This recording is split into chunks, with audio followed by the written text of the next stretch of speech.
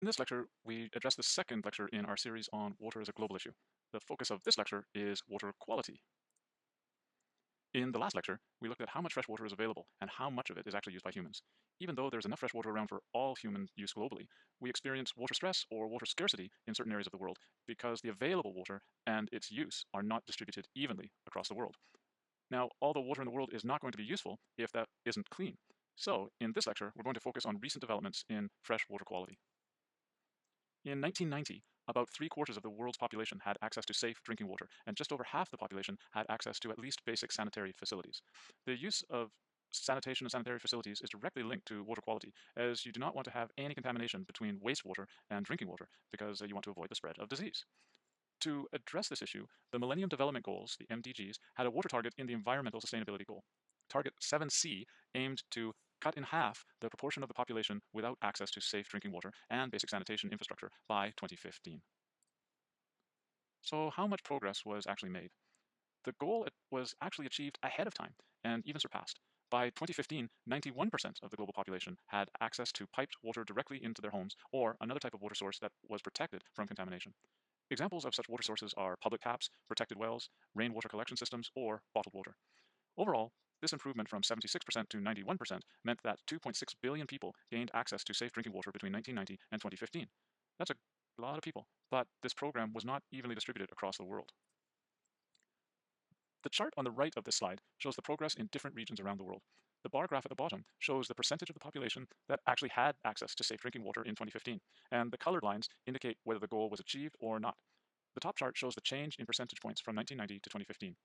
What you can clearly see that big gains were made in parts of Asia, especially Eastern Asia, with China making progress on many infrastructure projects. With a gain of 20 percentage points, Sub-Saharan Africa also made great progress, but unfortunately did not reach the goal. The goal was also missed by the countries in Northern Africa and Oceania, which includes Australia and New Zealand, Melanesia and Papua New Guinea, Fiji, and many of the Pacific Islands. We also see that the least developed countries made substantial progress, but still, only 69% of the populations in these countries had access to safe drinking water in 2015. Not shown on these charts is that there is considerable difference between urban and rural areas, which is not overly surprising. In 2015, access to safe drinking water was globally at 96% in urban centers, but only 84% in rural areas. Here's a map of the situation, what the situation was in 2015 in a bit more detail. Again, you can see the challenges are in sub-Saharan Africa, but luckily there were only 3 countries left where less than 50% of the population had access to safe drinking water. This was a big improvement from 1990 when 23 countries had less than 50% of the population with access to safe drinking water. But still, in 2015, 663 million people lacked access to safe drinking water. That is 9% of the world's population. And out of those, 159 million people still used unprotected surface water, where there's a high probability or likelihood of contamination. So there definitely was considerable room for improvement. As a consequence, clean water and sanitation got its own sustainable development goal in 2015. Here are the specific targets associated with the clean water and sanitation development goal in the sustainable development goals from 2015. I obviously don't expect you to memorize these, I just put them here for your information, but let's just quickly highlight the first target. In comparison to the Millennium Development Goal, whose goal was to have the population of the world without access to safe drinking water, the goal of the Sustainable Development Goals is to provide access to safe and affordable drinking water to everybody. Unfortunately, the progress on this Sustainable Development Goal seems to have stalled a bit.